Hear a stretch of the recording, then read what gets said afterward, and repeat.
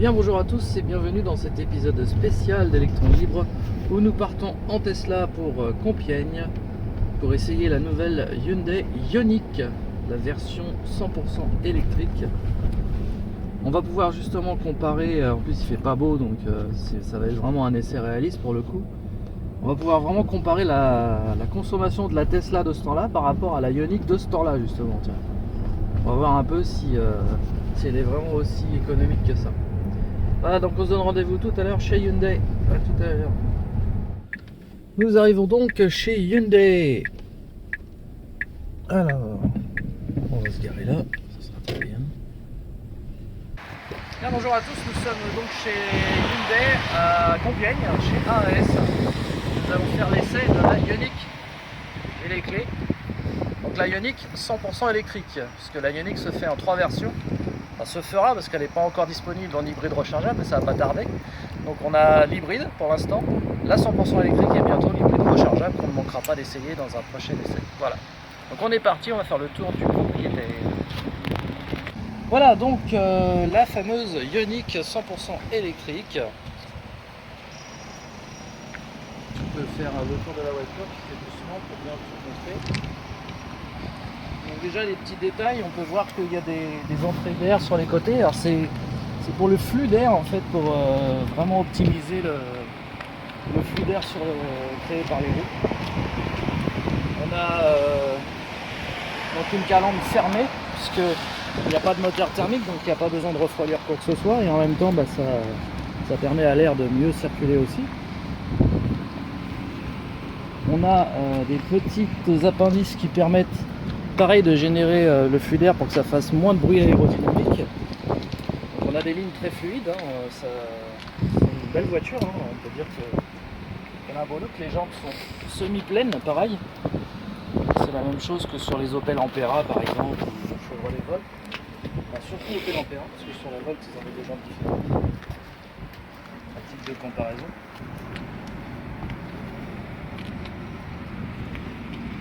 Voilà. Au niveau, bon, on regardera après tout ce qui est coffre et tout ça. On peut déjà voir ça aussi. Ouais. Alors c'est garanti effectivement 5 ans, kilométrage illimité, c'est quand même énorme. Hein. Ça, quand on a ça, on se pose plus de questions, quoi. La petite antenne qui va bien aussi, ça fait sympa, ça fait un peu, ça reste toujours aérodynamique. Et ici donc la prise de charge qui est une combo CCS. Donc c'est la norme en fait européenne, la nouvelle norme européenne. On a deux types de prises, donc la prise type 2 en haut et les deux plots en dessous, c'est la combo CCS pour pouvoir charger jusqu'à 100 kWh. Et en type 2, on charge en 7 kW à la maison ou sur une borne. Là, on peut bien la regarder ici. Donc voilà la fameuse prise type 2 et le combo juste en dessous. Donc ça, c'est les nouvelles normes européennes. Fini le chat des mots. C'est bientôt mort le chat des mots. Voilà, donc on est parti pour un petit tour. Donc d'abord c'est Yannick qui va nous présenter la voiture et qui va me montrer un petit peu les fonctions. Et puis après je prendrai le volant de cette superbe Ioniq. C'est parti. Ah. GPS, TomTom, mise à jour gratuite pendant 5 ans. D'accord. D'accord. Ensuite, on va voir une sono, donc Infinity. On vous fera écouter tout à l'heure en fonction. On va avoir donc le mode électrique avec, donc là il nous offre, le GPS nous offre l'autonomie. Là, pour avoir les bornes donc, de recharge, il faut faire un transfert de connexion de son téléphone portable pour qu'il nous annonce donc, les différentes bornes qui vont être disponibles. On va revenir un petit peu en arrière et avec donc une consommation donc, où on va pouvoir vérifier directement sur l'écran quelle va être sa consommation en réel. Le fait de la consommation ici la consommation de tout ce qui est électronique. On va revenir en arrière et surtout on va pouvoir paramétrer 3 modes de conduite. Le mode éco, où on va pouvoir choisir la climatisation si on la met en éco ou en normal. Donc là en fait ça va être l'utilisation essentiellement de la pompe à chaleur. Pour avoir un vrai chauffage, on va avoir un bouton qui est situé également sur le tableau de bord. Donc pour ceux qui se posent la question, il y a bien une pompe à chaleur dans la Ioniq. Exactement. Très bien. Ensuite, on va pouvoir sélectionner pour chaque niveau, on va avoir 4 niveaux de roue libre. Donc un roue libre qu'on va commander avec les palettes au volant, qui sont situées juste ici. Donc à droite, on retire donc du frein moteur entre guillemets, et à gauche, on va l'augmenter. Très bien. Voilà, on va faire un nœud ici, et on peut choisir en mode éco une vitesse maximale à ne pas dépasser. Très bien. C'est pas mal ça. C'est le limiteur de vitesse en fait qui sera pour ce mode là. Et si par exemple en cas de danger on avait besoin d'outrepasser cette limite? Il suffit juste d'écraser le champignon. On écrase le champignon et là, c'est vous parti. aurez les 120 chevaux, l'équivalent des 120 chevaux qui seront là. Très bien, donc il y a quand même une possibilité de... Tout à fait. Donc là, avec le réglage tel que j'ai fait pour le mode éco, on va avoir un potentiel économique de 84%. On va pouvoir augmenter encore si on diminue tout simplement la vitesse à 90.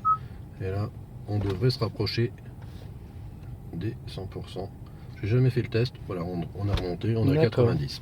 Okay. On va remettre quand même à une vitesse de 110 km/h puisqu'on va utiliser aujourd'hui de la nationale. Très bien. On va continuer ici, donc après mode normal, mode sport. Et là, donc, on y va. Le fameux mode sport pour s'amuser un petit peu de temps en temps. Exactement. Moi, ce que j'apprécie beaucoup dans cette voiture, c'est la possibilité de réglage. La position de conduite, parce qu'on a un volant avec une vraie amplitude de réglage. Effectivement. Et les sièges qui vont être réglables en hauteur également. Alors, je conduis toujours très bas. Alors, pour passer maintenant sur le mode de conduite, on va se mettre en mode drive. J'ai réglé pour que les portes se ferment automatiquement dès que je mets en mode drive. D'accord. On a plein de possibilités de réglage. Allez, et ben on y va. On est parti dans le silence. Donc là on a 5 dans la voiture. Voilà. Donc là ça, pour le coup ça va être un test grandeur nature. Grandeur nature, il fait pas beau, il fait froid, il fait 5 degrés dehors, il pleut. Et on va se mettre en info énergétique, comme ça vous verrez les consommations en direct. Exactement. Donc là on voit une consommation de clim qui est très réduite. Oui, du fait qu'on est en mode éco. Voilà, et on va remettre donc la consommation moyenne en kWh au 100 km à 0. Comme ça on va voir les céréales. Parfait, oui, donc ça c'est à gauche. Très bien. Le volant est très sympa avec le méplat et tout. Donc le principe là, je suis en roue libre complète, je ne touche pas du tout l'accélérateur, et là je vais utiliser la palette pour utiliser.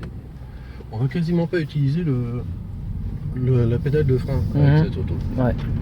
Pour être le plus efficace, on fait une accélération franche et ensuite on se laisse rouler. Et là on voit une consommation qui est à 0. Je vais ralentir un peu. Voilà, on a nos amis de la marechaussée qui sont à côté et on a vu que je suis passé à 17 kWh en régénération. Oui, on voit en instantané en fait. Là je ne touche pas, je reste dans mon flux et je perds pas de vitesse. On va mettre un niveau 1. Et on peut s'arrêter complètement avec les palettes en fait. Quasiment. Pour marquer l'arrêt, on doit mettre le pied sur le frein. Oui, parce que la voiture elle a un ramping, elle avance toute seule, c'est ça? Voilà. Quand par exemple quand on est à l'arrêt et qu'on est sur drive, la voiture va avancer toute seule. Est-ce qu'on peut le couper ça ou pas? Alors ça, non, on va pas pouvoir le couper. C'est une des rares choses qu'on va faire. Ça accélère bien déjà, on sent que c'est dynamique. Et on est en mode éco, donc c'est quand même... au niveau de la sensation d'accélération, on sait déjà... c'est déjà bien. Donc là j'utilise vraiment pas. Je vais ralentir un petit peu encore. Ce qui est sympa, c'est ce compteur digital à aiguille. En fait, c'est une fausse aiguille. Et qui va changer quand vous allez voir que je vais passer en mode sport. D'accord, on peut changer la couleur, je suppose. Donc, avec le drive mode qui est situé juste ici. D'accord. On passe. Donc, là, sur un pourcentage d'utilisation de la capacité du moteur. Ah oui. Ok. Donc là, ça se transforme un peu en compte-tour en fait. Exactement. Et là, ça va être une accélération qui va être un petit peu démoniaque.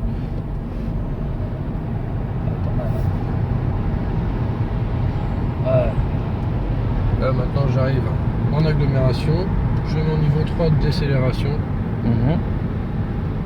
et on voit que je recharge à 36. Ah, c'est pas mal, hein. Ouais. Une fois que je suis à ma vitesse, je remet retire un petit peu en roue libre, ouais. de régénération. Oui, c'est une manière de conduite Complètement différente de ce qu'on peut avoir l'habitude. C'est ça. Et est-ce que ce système existe sur les autres versions hybrides et hybrides rechargeables? Ça, on va avoir, il n'y a pas les palettes. On va pas avoir les palettes sur les autres. Par contre, en léché de pédale de frein sur l'hybride, oui, on va avoir donc de la régénération jusqu'au niveau 2, 3. On va être en totale régénération. D'accord. Donc là, je suis en ville léger, petit léger. Là, je touche pas du tout à l'accélérateur et je consomme 0,4 kW. Ah ouais. Oui, au niveau efficience, ils ont fait fort quand même. Là, avec les accélérations qu'on a fait, on a fait des accélérations qui étaient quand même poussées, on est déjà à 12,6 kWh en consommation moyenne. On le voit là-bas. Okay. Ce qui est vraiment rien du tout. Sachant que moi, pour venir, j'ai fait du 25 kWh sans rouler comme un dingue. Voilà. Là, en utilisation normale, on va faire du 14 kWh réellement. Effectivement. D'où une autonomie réelle assez conséquente. Aux alentours de 200 km. Ouais, c'est quand même pas mal. Même en hiver, apparemment. Enfin, même par ce temps-là, quoi. Ouais. On n'en est pas loin. Ouais. Après, je vais me garer à côté de l'église, comme ça, bah, tu vas pouvoir prendre le volant. Voilà. Et tu vas prendre compte par toi-même. Exactement. Donc, du travail de la voiture. Et là, je vais laisser mon caméraman opérer.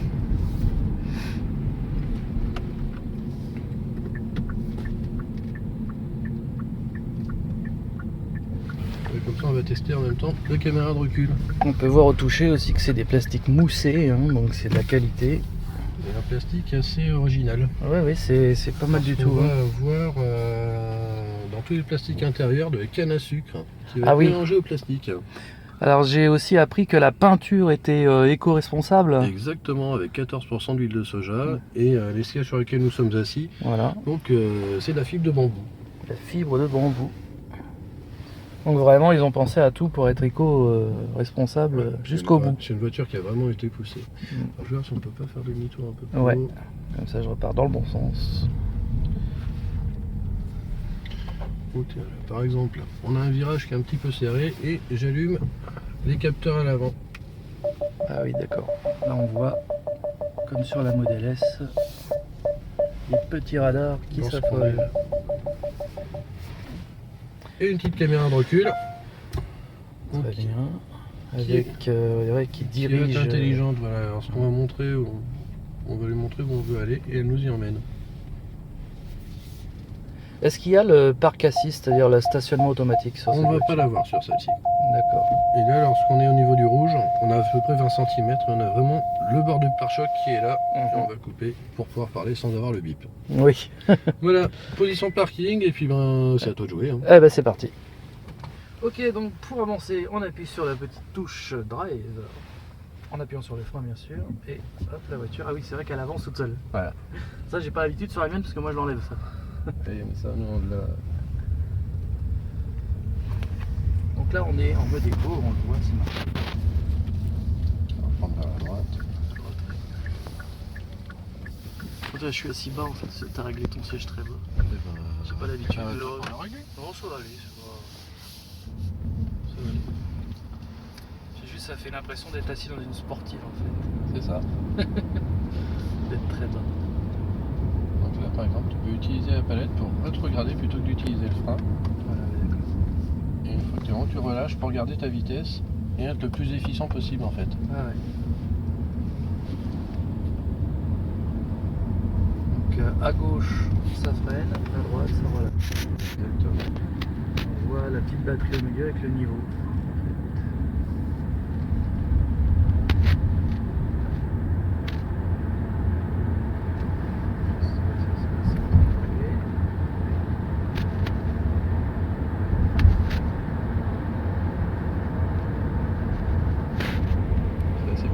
cette roue libre complète. Ouais, mais j'ai l'habitude avec la Smart puisque je le fais aussi en ville.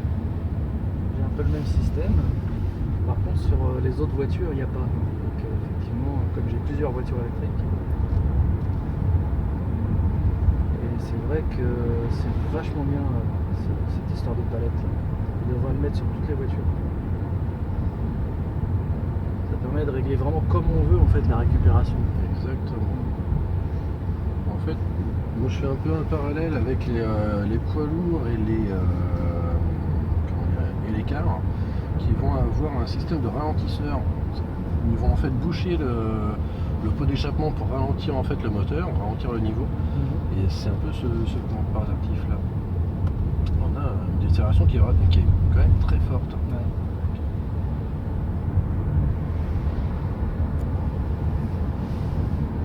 C'est très agréable à conduire, comme la plupart des voitures électriques de toute façon. Et en plus, je t'emmène sur un parcours qui est assez anti-vendeur, où tu vas avoir du bitume dégradé, du dodane, un passage à niveau. C'est à double tranchant en fait. C'est soit c'est anti-vendeur si la voiture est pas bien, soit c'est super vendeur si la voiture est bonne. C'est pas faux. Voilà. Donc là, tu te rends compte de remonter au niveau des bruits de suspension, de retour de pneumatique dans les conditions les pires, parce que la pluie, ça génère un bruit. Plus un petit peu, tu consommes plus puisque la résistance au roulement est supérieure aussi. Exactement. Là, par exemple, tu vas faire l'expérience. On a un CD de passage qui est là-bas, touche pas du tout à l'accélérateur et je vais te laisser faire ton premier test de palette pour ralentir avec la Ioniq. Donc là, ça freine vraiment. Hein. Là, je touche pas au frein. Là, ça freine vraiment beaucoup. C'est pas mal. Donc là, il n'y a personne. Hop, on est reparti. Tu m'as dit qu'il faut accélérer le dynamique. Voilà. Par contre, là, tu es en niveau 3, ce qui fait que tu vas lâcher l'accélérateur, ça va tendance à ralentir. Ouais. Mais je joue en fait avec mon pied aussi. Comme je sais que je vais ralentir juste après. C'est ça, en fait, j'ai l'habitude aussi de doser au pied. Voilà. Avec la Tesla, j'ai pas le choix en fait. D'accord. Comme je n'ai pas les palettes. Là, après, oui. Et là, tu as un frein moteur en fait normal, comme avec une voiture thermique quand tu es en niveau 1. Ouais. Donc il y a 3 niveaux. Mais par contre, la question que je me posais, quand on met au niveau 3 comme ça, Oui. est-ce que les feux stop s'allument? Dès le niveau 2. Dès le niveau 2, les feux stop s'allument. Niveau 2, feu stop s'allume pour éviter justement. Parce que oui, ça peut surprendre. Nous, on n'a pas l'impression de freiner, mais pour celui qui est derrière, Ça peut faire drôle. Ouais. ça freine quand même, quoi. Tout à fait. C'est une très bonne question.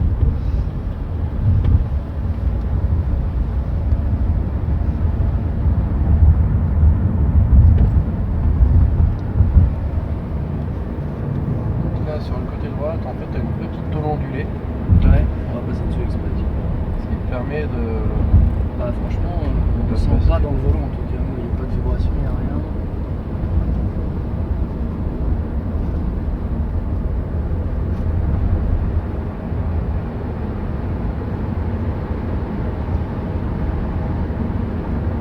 Là, on va utiliser.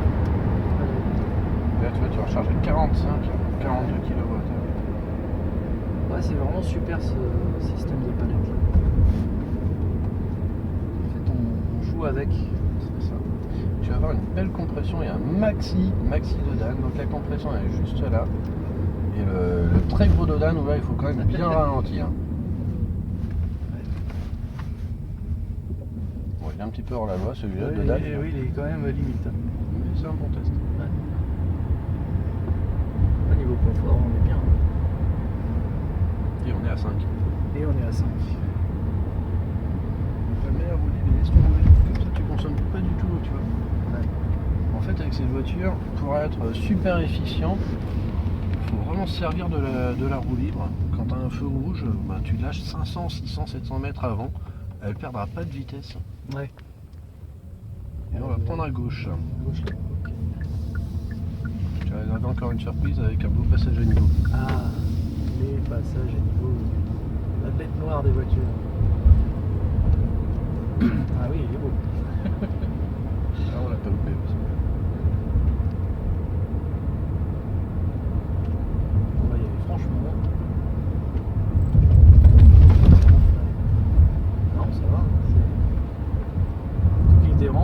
beau celui-là. Ah non, on le fait exprès. Hein.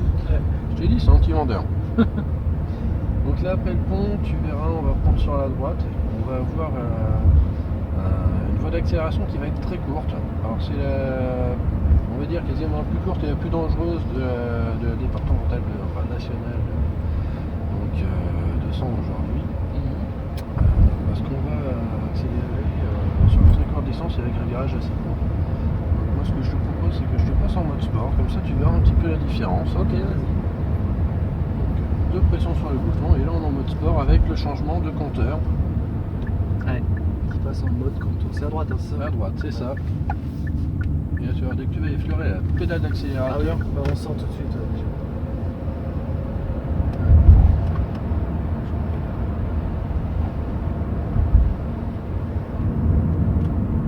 et on va suivre le camion.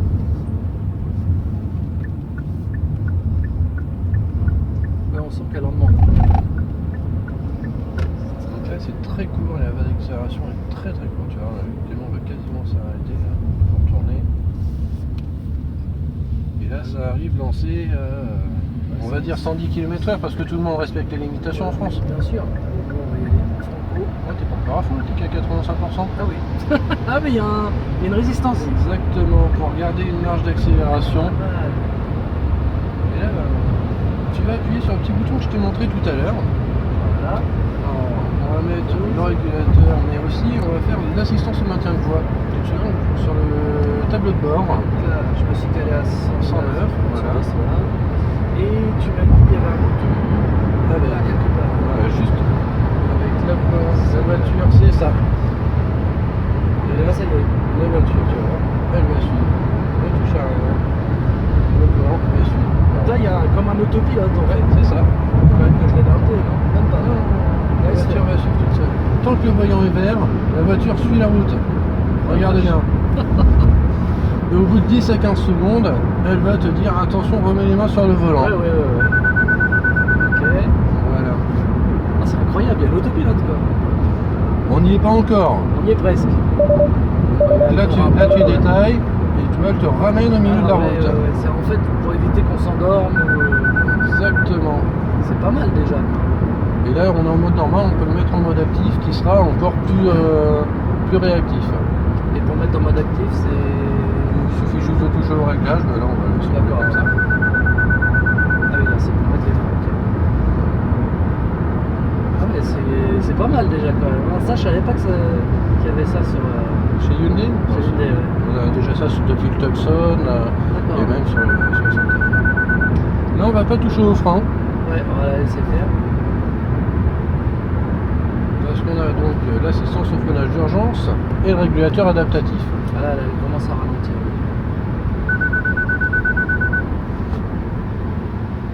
Ah, c'est extraordinaire ça. Et ça, il sera aussi sur l'hybride. Enfin. Ça y est également. Par contre, ça va fonctionner jusqu'à 0. Là, par contre, je vais baisser la vitesse Ouais. parce qu'on va, sinon, une fois que le camion sera passé il va- devant, elle va vouloir réaccélérer et on est en mode sport. Et Bien elle sûr. est assez forte en mode sport. Tiens, hop. Donc là, je t'ai mis à 30 km/h. Donc tu vois, si tu réaccélères, elle va repartir. Ouais. Je te repasse en mode éco, je te laisse en mode sport. C'est Si pas mal le mode sport. Hein, t'as envie de Wally. te faire plaisir, Ouais, bah, fais-toi plaisir. Tant qu'à faire. Hein. Ah ouais, ça marche bien. Ah, ça marche bien. Pas trop vite non plus, mais. Là, tu vois, par exemple, tu peux utiliser les palettes à la place d'utiliser le frein. Ouais, c'est vrai. C'est une question d'habitude après tout ça. C'est vrai, c'est vrai.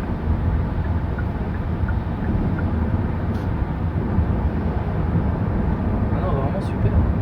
Là, je suis bluffé par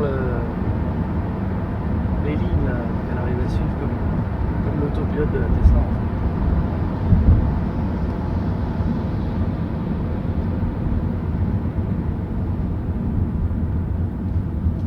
C'est une chouette voiture. Très étonnant, ouais. Là, j'ai tout droit. Oui, c'est ça. On va tout voir. Et même au niveau de la qualité ressentie, c'est vraiment de la bonne qualité. Le volant, il est très agréable au toucher. C'est vraiment très plaisant. Donc cette voiture, son prix c'est quoi exactement? Alors, un peu moins de 36 000 euros.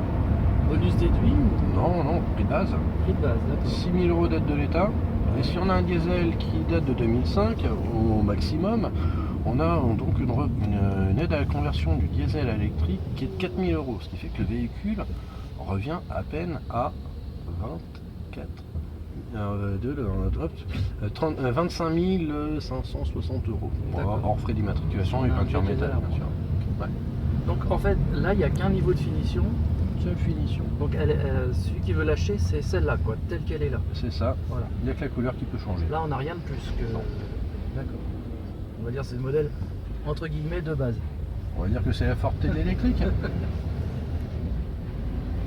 faut que nous, ça prend large, lui. On va le laisser passer. Hein. Voilà. Allez. Hop. Donc là, avec les différentes accélérations que tu as fait, on est sur du 15,7. Ce qui est rien du tout. Hein. Voilà. Ce qui est rien du tout parce que moi, quand je fais ça avec la mienne, je dépasse allègrement les 30 km. C'est une voiture qui pèse combien? Je te raconterai pas de bêtises, j'ai pas tous les chiffres en tête. D'accord, mais On va être de l'ordre du tonne 4 ou tonne 5. comme ça. Je Tu mets disais tout à à l'heure que vérifier. la carrosserie est en aluminium compressé. C'est ça, c'est un aluminium spécifiquement développé par Hyundai.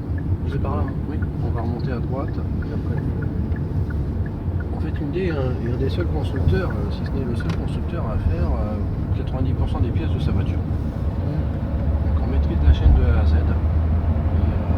c'est vraiment ce qui nous permet de donner cette fiabilité dans nos véhicules. oui, parce que là, du coup, elle est garantie 5 ans. Jusqu'à la porte du garage. J'ai vu, elle est garantie 5 ans, kilométrage illimité. On est bien d'accord. Et Illimité. la batterie, 200 000 km ou 8 ans. D'accord. Donc tout le reste, c'est 5 ans, kilométrage illimité. Hormis pièces d'usure, bien sûr, les disques, Oui, les plaquettes. freins. Sachant que les freins, on n'utilise quasiment pas les freins voilà, avec cette voiture. Avec la récupération d'énergie, c'est sûr que toutes les électriques, c'est impossible. Je pense qu'avec une auto comme ça, on peut faire entre 100 et 150 000 avec un jeu de plaquettes. ça En utilisant correctement le véhicule. Je ne t'aimerais pas du tout. Ouais. Et donc 200 000 km sur la batterie.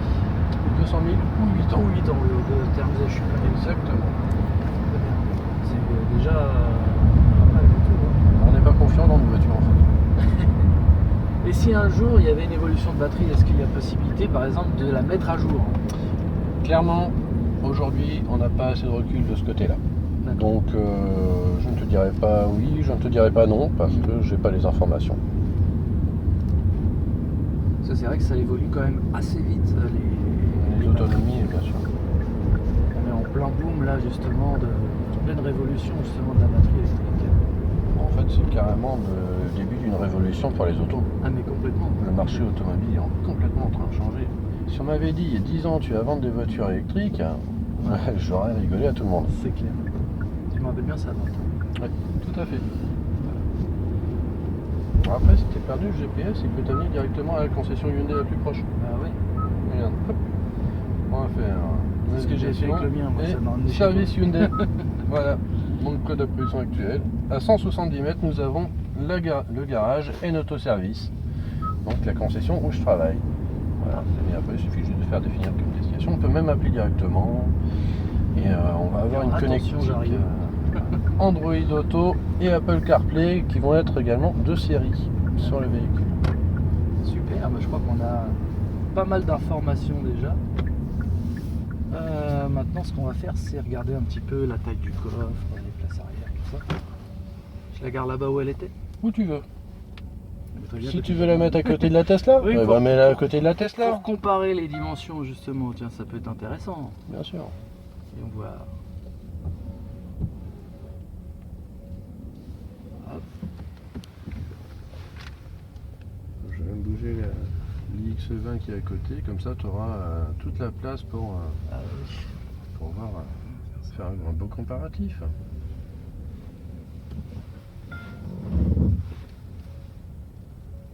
Hop. Parfait. Ça rentre. Oh, c'est mieux. Je vais chercher les clés de l'IX20 qui est à Ouais, côté. comme et ça je puis pourrais comme sortir ça, plus facilement. Ça marche. Allez, je te laisse profiter. Ok, à tout de suite.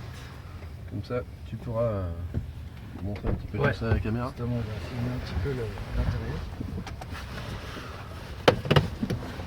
Je peux s'appuyer sur le bouton pour je récupère ma veste sur le côté. Sur Ah la oui, portière. oui. Tac, voilà. Bon, bah cet essai est quand même concluant, c'est très étonnant comme voiture, hein, vraiment. Par rapport au prix d'achat et tout ça, je dirais que c'est le meilleur compromis pour ceux qui ne peuvent pas se payer une Tesla. Pour moi, c'est la meilleure électrique du marché, il n'y a pas de doute. Hein. Au niveau déjà du look, déjà elle est très belle. Agrément de conduite formidable, les options sont démoniaques, il y a même le, on va pas dire l'autopilote, mais une partie on va dire, hein, ça ressemble. Au niveau de la finition, bah c'est super bien fini, il y a vraiment des beaux matériaux, même là ici on voit bien que c'est moussé, c'est solide, l'écran est d'une bonne taille, non vraiment bluffé quoi. La qualité des matériaux est superbe. Et alors le coup du compteur qui se transforme en une sorte de contour en fait quand on met en mode sport, alors ça c'est la cerise sur le gâteau je dirais. Au niveau des places arrière, donc là on était 5, tu peux filmer comme quoi on est bien 5 dans la voiture. Hein. Donc on a fait une consommation de 16,6 parce que j'ai appuyé en étant à 5 dedans, en ayant 5 degrés à l'extérieur avec chauffage mis à 19,5. 16,6 kW. Ouais, 16,6 kWh au 100. Ce qui est vraiment très peu par rapport à la manière dont j'ai conduit, puisque j'ai appuyé, hein, je me suis mis en mode sport, on est 5, il pleut, il fait froid. Donc on peut tabler en été à mon avis sur une autonomie dépassant largement les 200 km, puisque c'est une batterie de 28 kW. Et à mon avis en été on doit être en dessous des 13 kWh au 100, certainement, surtout en conduite éco. Donc vraiment non, très intéressante cette voiture. On a une boîte à gants qui est quand même assez grande, pas mal. Des petits rangements à droite à gauche pour mettre les lunettes, voilà. Ici on a des bacs de rangement. Ici il y a encore un petit rangement là, ça s'ouvre, regardez, une grande boîte. On peut vraiment mettre encore plein de choses. Voilà, franchement c'est très bien conçu, hein. Très bien conçu. Hein. Puis au niveau du design, que ce soit intérieur ou extérieur, personnellement moi je suis bluffé, je la trouve vraiment très bien faite, très bien finie et très jolie en plus. Donc maintenant ce que je vous propose c'est de faire, de vous montrer le coffre et puis éventuellement de voir ce qu'elle a sous le capot à l'avant, qui est un moteur électrique qui est passé donc à l'avant puisque c'est une traction. On est parti. Ah ouais, c'est bon. Voilà. Je vais encore un peu. Hop, comme ça, on a une vraie garage. Voilà. Moi, ce que j'aime beaucoup sur cette voiture, et ce qui permet d'avoir une fiabilité, parce que l'humide électrique, c'est quoi? C'est l'humidité. Tout à fait. Au niveau des phares, tu vas avoir un joint. Et ça, Ouais. on l'a presque sur toute la gamme et sur toute la ligne en fait de capot. Alors, ils ont pensé à tout quand même. Au niveau finition, ils font très fort, il n'y a pas à dire. Donc voilà l'entre de la bête, hein. C'est un moteur qui ressemblerait à un moteur thermique classique. Quand on regarde comme ça, enfin voilà quoi. Mais c'est bien un moteur électrique, en plus la batterie 12 volts est facilement accessible et ça c'est très important. Parce que sur beaucoup de véhicules elle est planquée, des fois elle est dans le coffre à l'arrière, des fois elle est... Là tout est bien rangé là où il faut. Et à propos de coffre arrière justement on va aller voir comment il est.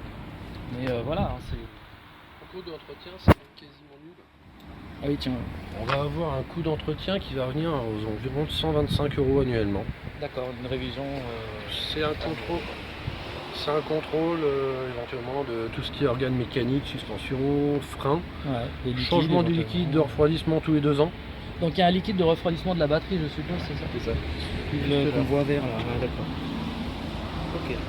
Sinon, on met du lave-glace, on contrôle ce liquide de frein, Voilà. et puis on a fait le tour de la voiture. Et c'est tout quoi. Ouais, la pression des pneus éventuellement. Très important Elle te prévient. pour l'économie. Ah oui, il y a bien sûr. des capteurs qui Sur disent... tous les véhicules maintenant de série, tu as des capteurs de pression des pneus, pression des pneus. qui soulignent un sous-gonflage. D'accord, Comme ça, on n'a pas de problème de ce côté-là. très bien. On voit que c'est de la qualité même quand tu fermes les portières. Tu vois. Pas un bruit de ferraille. Quoi. Voilà donc le coffre. Donc, là, on va avoir le câble de recharge de base. Donc, avec 3 niveaux de charge en fonction de la prise sur une prise standard. qu'on va utiliser, même si on est chez mamie avec un réseau électrique qui date de 1920. Ouais, ça marchera quand même. Ça marchera quand même, on pourra recharger. Ce sera plus long, Ça sera mais on y plus- arrivera. Voilà, d'accord. Donc on peut régler l'intensité de charge. Exactement. Ça c'est bien. Et la prise donc, La prise type 2. type 2 qui est ici, Voilà, très bien. avec le sac de rangement, Sac de qui est rangement. offert avec, hein, forcément. Voilà. Donc le coffre, tu sais à peu près combien il fait de litres comme ça, grosso De modo? mémoire, on doit être aux alentours de 450 Ouais. litres, mais je te donnerai les chiffres au Exact, bureau ouais. dans 5 minutes. Et donc en dessous il y a aussi des rangements bien sûr. Bon, là il y a un bac mais Ça, c'est un bac qui est Voilà. un accessoire qu'on met. on peut encore ranger des choses, voilà.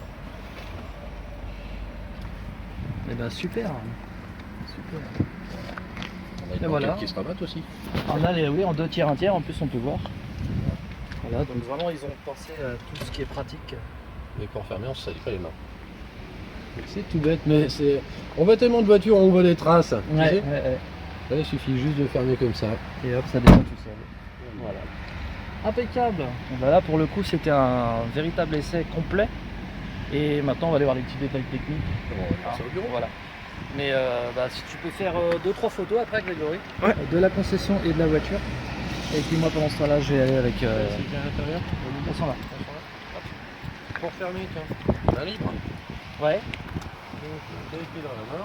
Et j'ai vu aussi qu'on ne les mettait pas dans le contact également. hein, Non, c'est- on est en démarrage main libre, hein, bien sûr. Voilà. Sur cette voiture. Donc on a soit le petit bouton là, soit on peut appuyer sur la télécommande. Exactement. Ouais. Tu peux déverrouiller uniquement ton rayon en restant appuyé quelques secondes. Et puis voilà. Et si on tombe en panne de pile, Ah, la clé de secours, ça c'est bon à savoir. la clé qu'on a glissée ici, Caché là. et là on va pouvoir déverrouiller. Ah ouais, c'est bien camouflé. Hein. Bah, tout ça c'est toujours dans un but d'aérodynamisme.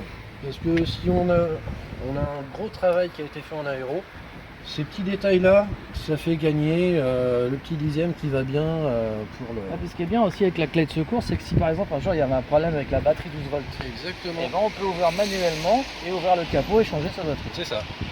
Formidable. Et bah super.